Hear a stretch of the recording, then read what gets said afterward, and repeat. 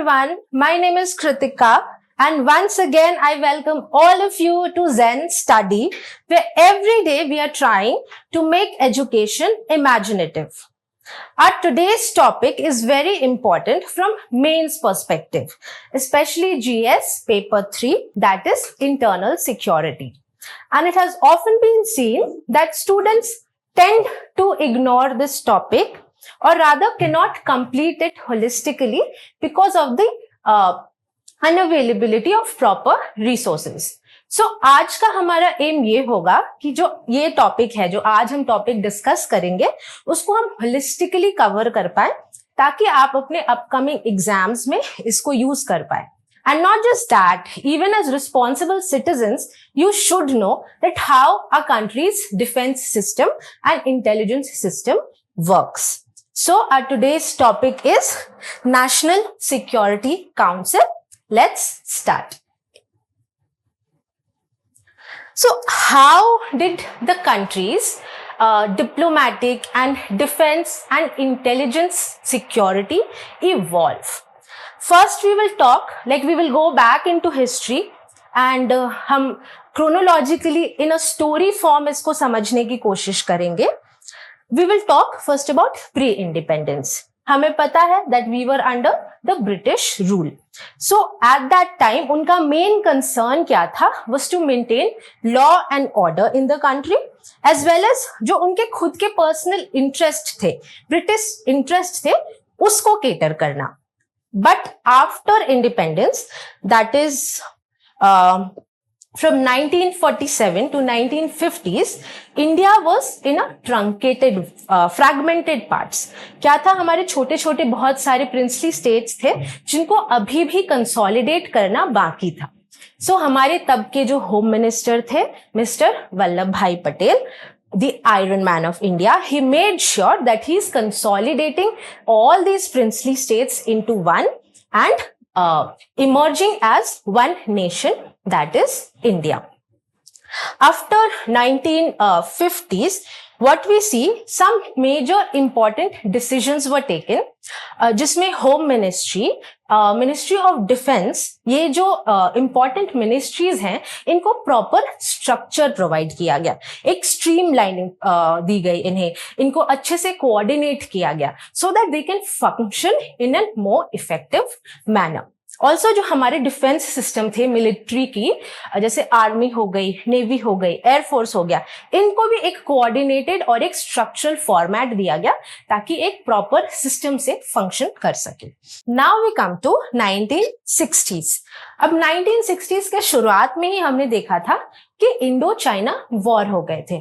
So this actually showcased our deficiencies and lacuna in defense preparedness and our lacuna in the intelligence agencies. हमारे जो intelligence agencies थे वो properly जो information है वो gather नहीं कर पाए थे.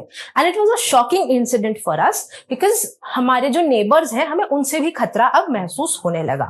So what we did, we separated RAW, that is the research and analysis wing, from the intelligence bureau and gave it more autonomy and more power so that वो external जो threats हैं, external threats related जो issues हैं उनके साथ deal कर पाए.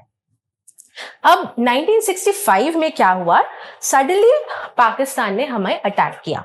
So at that time, strangely, जो गुजरात और राजस्थान स्टेट पुलिस फोर्सेस थे, they took part in that war. And then we realized that we need a permanent system, a permanent military defense system in our border area. So BSF, or the Border Security Force, was created after 1965. Then we come to 1970s and 80s. हमें पता है तब तक नक्सलिज्म जो है वो उसका onset शुरू हो चुका था. एंड बहुत सारे छोटे छोटे इंसर्जेंसीज जैसे in the state of Punjab, in the state of northeastern states, Bengal, the Dandakaranya region जो है वहां पर बहुत सारे इंसर्जेंसी स्टार्ट हो गए थे. सो ऑपरेशन कमांड्स बोल के हम एक सिस्टम लाए to consolidate and give more structural power to our defence bodies जैसे कि आर्मी, नेवी और एयरफोर्स हो गया. अब हम आते हैं 1990s पर, जो मेजर इवेंट हुआ जिसके बाद नेशनल सिक्योरिटी काउंसिल का जो गठन हुआ, that was the Kargil war. Kargil war में के टाइम पर एक शिकातकर कमेटी करके कमेटी है जिसका गठन किया गया, और उन्होंने ये सजेस्ट किया कि जो जितने सारे भी इंटेलिजेंस या डिफेंस के काम है बहुत साइलोज में हो रहे हैं, अलग अलग डिफरेंट एजेंसीज हैं जो कि इंडिविजुअली इंफॉर्मेशन पहुंचा रहे हैं। So we need a central agency जो कि सारे इन जो ऑर्गेनाइजेशंस हैं इनको ओवरलुक कर सके और इनसे कलेक्टिवली इंफॉर्मेशन गैदर करके डायरेक्टली पीएमओ तक पहुंचा सके information. So this was one thing, this was one suggestion, और इसी के बाद से नेशनल सिक्योरिटी काउंसिल जो है उसका एस्टैब्लिशमेंट हुआ 1998-1999 के टाइम पर। सो आई होप आपको ये पूरा जो क्रोनोलॉजी है बहुत अच्छे से समझ आ गया होगा। Now we will get to know about what is the national security council, इसका काम क्या है और ये फंक्शन कैसे करता है। So, what is the National Security Council? It is the apex body जिसका काम है PMO को directly advise करना on matters of defense and security and intelligence related issues. ठीक है? अब this NSC is a 3-tiered body. हाँ, 3 इसके अलग अलग organs हैं, and it is presided or headed by the National Security Advisor. हमारे जो present NSA हैं उनका नाम है Ajit Doval, and you have to tell me in the comment section कि who was the first NSA. Okay, now these NSAs, these are extremely competent individuals. ये mainly जो UPSC civil service exams होते हैं उन्हीं से select होते हैं, and ये extremely competent लोग होते हैं. Like you should know more about them, you should read more about their activities and the work that they have done to get more boost in your UPSC preparation. Okay. Now, what are the 3 bodies? The first is National Security Council Secretariat. इसका काम क्या है? It is the administrative body, जो administration का काम है, the day-to-day activities वो ये देखती है. Then is the Strategic Policy Group. Strategic Policy Group का क्या काम है? ये जो डिफरेंट मिनिस्ट्रीज हैं उनके ऑफिशियल्स इसके मेंबर होते हैं, और इनका काम क्या होता है, डिफरेंट मिनिस्ट्रीज से जो भी इंफॉर्मेशन है, जो भी वर्क रिलेटेड काम होता है वो यहाँ पर आकर उसको बताते हैं. Then comes the national security advisory board. National security advisory board जो है ये long term decision making body है. हमारे देश के सिक्योरिटी, डिफेंस और इंटेलिजेंस से रिलेटेड जो लॉन्ग टर्म गोल्स हैं, जो लॉन्ग टर्म मैटर्स हैं, वो ये बॉडी देखती है. Now we come to joint intelligence committee. अब जॉइंट इंटेलिजेंस कमिटी क्या है? जो NSC है, जो नेशनल सिक्योरिटी काउंसिल है, वो एक सेंट्रल बॉडी है जिसके 3 ऑर्गन्स हैं, but there are various other small agencies also जो डायरेक्टली NSC कोऑर्डिनेट करता है जिससे, और जिसको वो डायरेक्टली कंट्रोल करता है, because NSC can't go to each and every corner of the country. So these specialised agencies ये क्या करते हैं, अपना जो नीश ऑर्गन है, अपना जो नीश काम है वो करते हैं और NSC को जाकर अपने इंफॉर्मेशन देते हैं. So the first body that comes under this JIC is RAW, which is the Research and Analysis Wing. इसका काम क्या है, जो एक्सटर्नल थ्रेट्स हैं, external intelligence and defence related matters हैं आउट ऑफ द कंट्री, ये उससे डील करता है. नेक्स्ट इज IB और द इंटेलिजेंस ब्यूरो. इसका काम क्या है, जो इंटरनल जो इंसर्जेंसीज होती हैं, internal matters of internal security होता है, वो उससे डील करता है. Then comes defence intelligence agency. ये जो मिलिट्री थ्रेट्स या डिफेंस जो मिलिट्री रिलेटेड थ्रेट्स है उससे डील करता है. Now there are other agencies and other small wings which also work under the National Security Council. तो first कौन सा है उनमें से? One is National Technical Research Organization. इसका काम क्या है, जो टेक्निकल issues होते हैं, टेक्निकल थ्रेट्स जो होते हैं in the form of digital और other forms of such threats, जैसे ड्रोन्स आ जाते हैं, कभी कभी हमने देखा है फ्लाइंग ऑब्जेक्ट हमें अचानक से मिला है, या कोई ड्रोन हमारे जो टेरिटरी है उसके अंदर घुस जाता है, तो ये जो नेशनल टेक्निकल रिसर्च ऑर्गेनाइजेशन है वो इन सारी चीजों को केटर करता है. Then is the special protection group. Now, the Special Protection Group is a very important organ of the defense system or the security system. इसका काम क्या है? जो प्राइम मिनिस्टर या जो important dignitaries हैं, उनको protection provide करता है. Then comes National Disaster Management Authority. As the name suggests, जो anthropogenic या natural causes से जो disasters होते हैं, जो ऐसे आपदा आती है, उसको deal करता है ये body. Then is National Cyber Security Coordinator. Again, cyber security और cyber threats has become a pressing issue in the recent times. तो ये जो body है वो इससे deal करती है. Again, the next is National Investigating Agency, which is working as a state and central level organization. State और center के साथ जो भी coordination होती है in terms of intelligence वो इससे deal करता है. Now, after going through all these bodies and agencies, आपके मन में ये question जरूर आ रहा होगा that why do we have so many bodies related to defense and related to security? Because see, you have to understand one thing, that to maintain the integrity of this country or to maintain the integrity of our country or any country, and defense and security is a very, very important and a very, very difficult task. It is not possible for one single organization to seep into or look into each and every corner of this country. So these small organizations, they have their own kind of like they are experts in those actions. They have their own niche roles. उनको expertise है अपने departments की. So that is the reason why we have so many different organizations, and all these organizations unanimously they send their information to the one supreme organization of related to security, that is National Security Council. So why are we studying about this suddenly? हम अचानक से इस बात को क्यों discuss कर रहे हैं? तो the thing is कि ये हमारे मेंस के पर्सपेक्टिव से इस साल बहुत ज्यादा इंपॉर्टेंट हो जाता है, because recently it has been in news, mister Rajendra Khanna, the deputy NSA, has now been appointed as the additional NSA. Now you can understand how important and कितनी जरूरी जो इंटरनल या जो हमारी नेशनल सिक्योरिटी है होती जा रही है. Because now not just the NSA, we have also appointed one additional NSA to assist the National Security Advisor. This post was already existing, but it had never been filled. This is the first time that this post has been filled. So you can understand that this topic has become very important for your upcoming mains exam.